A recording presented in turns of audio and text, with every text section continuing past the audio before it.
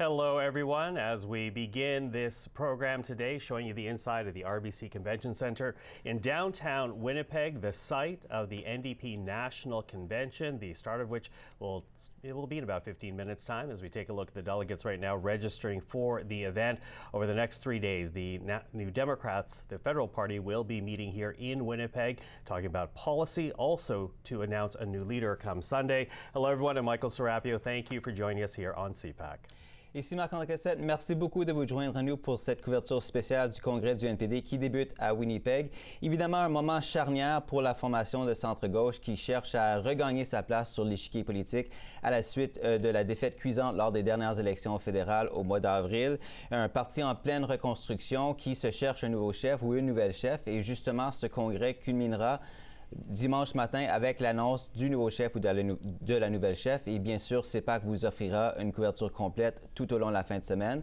Un agenda chargé, un ordre du jour chargé, mais commençons tout d'abord avec ce qui est prévu à l'ordre du jour aujourd'hui. Donc, comme Michael le mentionnait, d'ici environ 15 minutes à 14 h, heure de l'Est, il y aura l'ouverture du congrès. Il y a d'abord, l'ouverture qui sera faite par les animateurs Jelen de la Cruz et Maxime Baudouin. Ça donnera ensuite lieu au mot de bienvenue qui sera prononcé par le premier ministre du Nouveau-Brunswick, du Manitoba, Wab Kinew, pour ensuite être suivi de salutations offertes par Bea Brusk, la présidente du Conseil du travail du Canada. À 14h50 environ, il y aura le début des travaux de la séance et plus tard dans l'après-midi, vers 15h40, il y aura un hommage en fait qui sera rendu à l'ex-chef du parti, Jagmeet Singh. Monsieur Singh, évidemment, qui a servi en tant que chef du parti d'octobre 2017 jusqu'à avril 2025, au moment de sa démission le 28 avril, la soirée des élections, après avoir perdu lui-même son siège à Burnaby Central. Plus tard dans l'après-midi, il y aura le début des débats, d'abord sur les résolutions portant sur la constitution du parti, pour ensuite enchaîner avec les débats sur les politiques. Il y aura 2 blocs qui seront débattus aujourd'hui. Le premier, redéfinir la place du Canada dans le monde, ainsi qu'investir au Canada, personne n'est laissé pour compte. Plus tard, en fait, vers 18h10, il y aura un hommage qui sera fait aux anciens membres du caucus du NPD. Et le tout culminera avec la fin des travaux vers 19h30, heure de l'Est.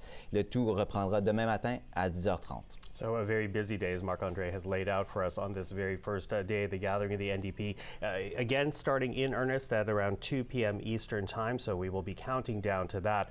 Some high-profile names that we will see here on CPAC as you take in the gathering of New Democrats in Winnipeg. And to help us walk us through the next few days, we're now going to go to Winnipeg because joining us right now is Aaron Morrison, the former Deputy Chief of Staff to Jagmeet Singh, now Vice President of Texture Communications, and in studio with us, Mathieu Dubé, former NDP MP for Beloeil-Chambly in Quebec and current Vice President at Proof Strategies. Hello to both of you. Thank you for joining us today.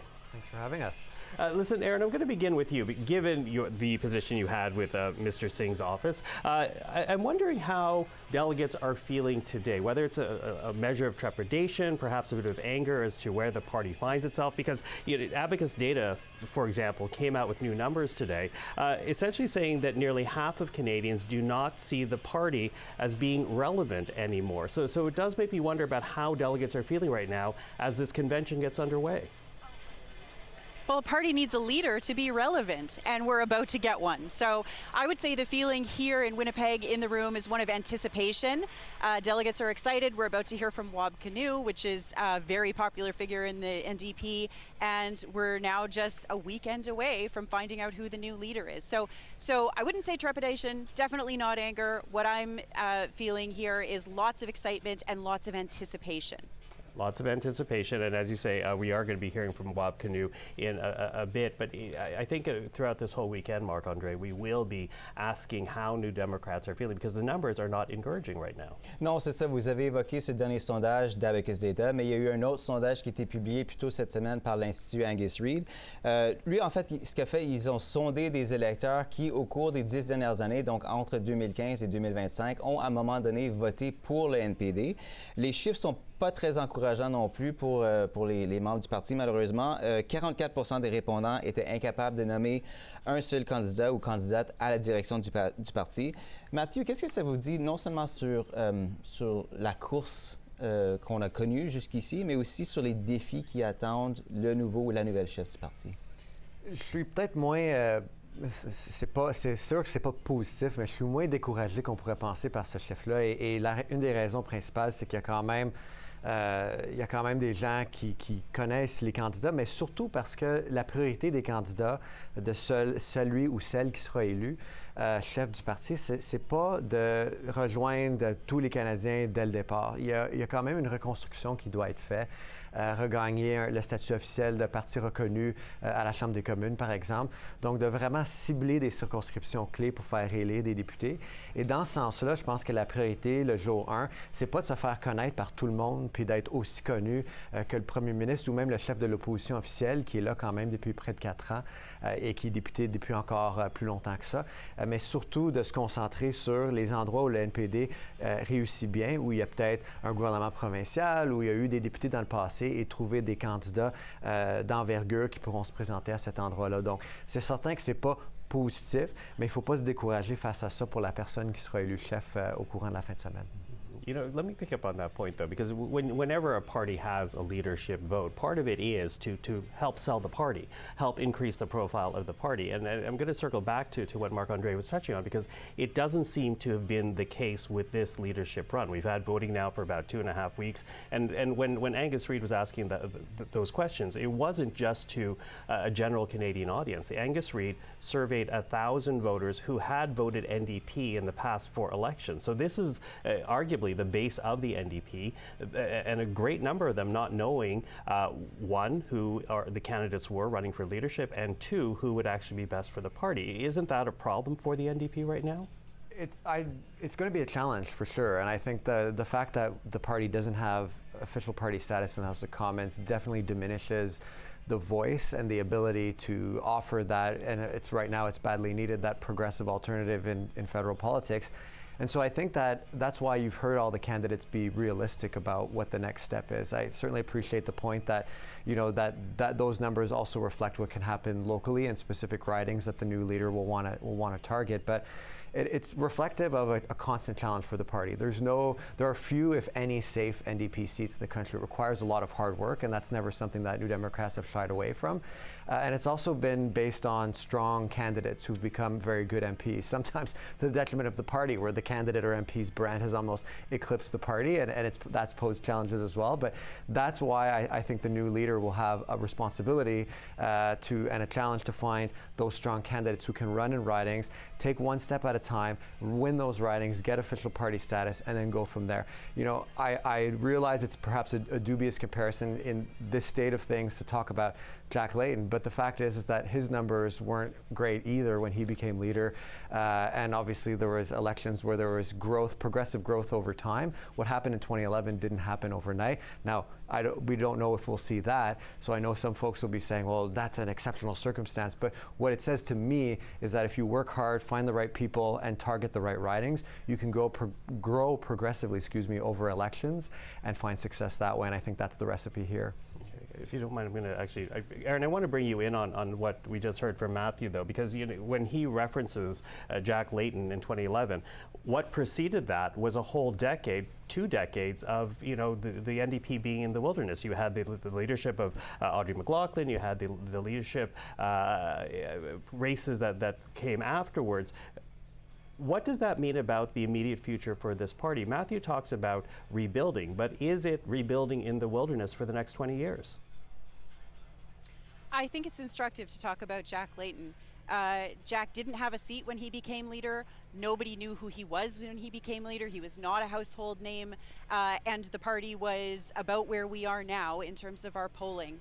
So to rebuild, the party's going to look to an example like Jack and think about fundraising, think about candidate recruitment, and mostly think about getting that new leader out coast to coast to coast, putting their values in the window so Canadians get to know who they are and what they care about.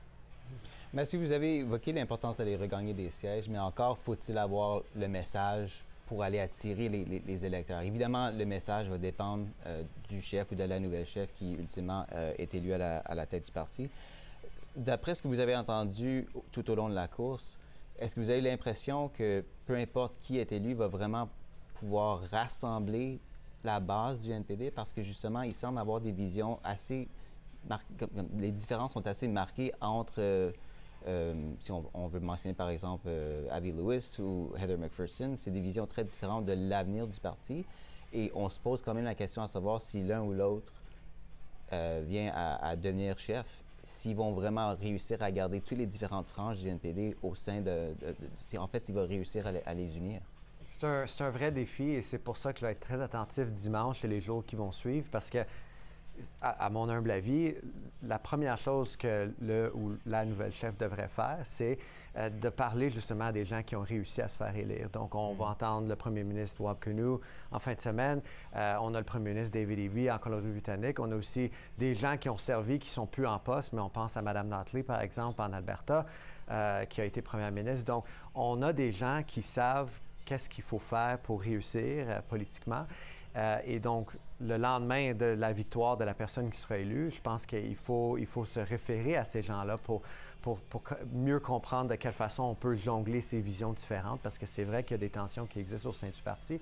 Et l'autre chose qui sera très importante, ça n'a pas été une course à la chefferie où il y a eu beaucoup de flamèches, il n'y a pas eu beaucoup de tensions. À certains moments, peut-être, mais en général, ça a été assez convivial. Et ça peut être positif, mais néanmoins, je pense qu'il y a une obligation le lendemain de parler à ses rivaux également. Je pense qu'il va falloir consulter avec les autres candidats qui se sont manifestés. Tanya Johnston, à l'époque, elle a été candidate pour être élue à la Chambre des communes. Est-ce que c'est quelque chose qu'elle voudra refaire si elle n'est pas élue chef du parti? Mme McPherson, si elle n'est pas élue, elle est toujours à la Chambre des communes. M. Lewis n'est pas à la Chambre des communes. Il faudra qu'il rejoigne le caucus. Donc, chacun va avoir ses défis et je pense que l'importance, la façon de surmonter ce défi-là, ça va être d'être ouvert d'esprit et d'entendre les leçons qu'ont offert des néo-démocrates à travers le pays. Listen, we have right now, of course, our team on the ground in Winnipeg, among them CPAC's Andrew Thompson. You know, Andrew, I'm going to bring you in because you landed in Winnipeg yesterday, have been walking around the convention center right now. I asked Aaron about the mood amongst delegates. What are you sensing right now as you speak to people there in Winnipeg? Well, Michael, I think, yeah, there was definitely a sense of anticipation, especially when it comes to political conventions. The last NDP convention was well over 2 years ago, so there's always a bit of a homecoming. Lots of New Democrats from across Canada perhaps catching up. And right behind me, you can see lots of people still registering, and the campaigns do have tables set up. So there is some last-minute campaigning here among the various campaigns. The voting, again, runs until tomorrow at 7 p.m. Eastern. There is a station here set up, but for most New Democrats across Canada, it is going to be an online vote. But yes, definitely a sense of anticipation and a lot of sense of waiting for what we're going to hear from these 5 candidates tomorrow as they make their last pitch during the leadership showcase. They each have about 22 minutes, and this will be their last chance, just mere hours before that voting process closes. Yeah, last chance, as you say. Andrew, thank you for that. We're going to come back to you in Winnipeg throughout this day and, of course, throughout the weekend. But CPAC's Andrew Thompson in Winnipeg. You know, Aaron, as we talk about the voting, it does end tomorrow evening. It's already been going on for about 2.5 weeks. March the 9th, 12:01 a.m. is when members of the party were allowed to start voting for the next leader. You know, Matthew was referencing a bit about the choices there before the party. Yes, a fairly amicable race that we have seen. But talk to us about what you see the challenges, immediate challenges will be for, if you look at the two frontrunners, for example, Avi Lewis versus Heather McPherson. No doubt. First of all, there's absolutely no doubt that the immediate challenge for any leadership contestant right after the race is uniting the party, making sure that they have the base firmly behind them. In this case, we have a prime minister who has pushed the country a little bit to the right. He's a little bit to the right of where we usually see the Liberal Party, and that means there's running room on the left. That will mean that if Avi Lewis is successful, he needs to move into that space. Heather McPherson's been running a little bit more of a centrist campaign. She needs to prove that she can occupy that territory on the left. So who is talking about the kitchen table issues, the pocketbook issues, the cost of living issues? Those are the things the new leader is going to have to get to doing right away. And if the leader is not Heather McPherson, that person needs to do it without having a seat in the House of Commons. I don't think that's necessarily a negative. I think it gives them an opportunity to get out, talk to people on the doorsteps, meet people where they're at, but it does make it harder to find the microphones. Matthew, Michael a évoqué tantôt le sondage publié par Abacus Data. David Carletto a aussi trouvé dans ce sondage que le bassin des électeurs disponibles au NPD s'est réduit quand même considérablement. Une explication possible, selon lui, c'est que maintenant, le concours, c'est vraiment entre les conservateurs qui incarnent le changement, les libéraux, la stabilité. Et selon David Carletto, le NPD est un peu perdu dans tout ça, étant donné son statut de tiers parti. Il serait donc marginalisé non en raison de ses actions passées, mais du fait qu'il n'a pas vraiment avancé ou trouvé une nouvelle réponse à la question qui maintenant est différente auprès des électeurs. Qu'est-ce que vous en pensez? Est-ce que le NPD, pourquoi est-ce que le NPD peine tellement à trouver sa place? Je pense qu'il y a deux défis. Le premier, puis c'est quelque chose que je répète depuis des mois, voire même des années, c'est une question de crédibilité. Je pense que le prochain chef devra assurer la crédibilité du parti parce que ça peut en partie régler ce problème-là. Je pense que dans le contexte économique et mondial qu'on connaît actuellement, c'est difficile pour quelqu'un qui n'est pas crédible, un parti qui n'est pas vu comme crédible, de se tailler une place parce que les gens ont besoin de rassurance et en politique, pour rassurer, il faut être crédible dans les solutions qu'on propose. I'm so sorry to That's interrupt, okay. Matthew. We'll continue the conversation later, but right now we do want to go to the RBC Convention Center, the NDP National Convention now kicking off officially. Let's go to the main stage.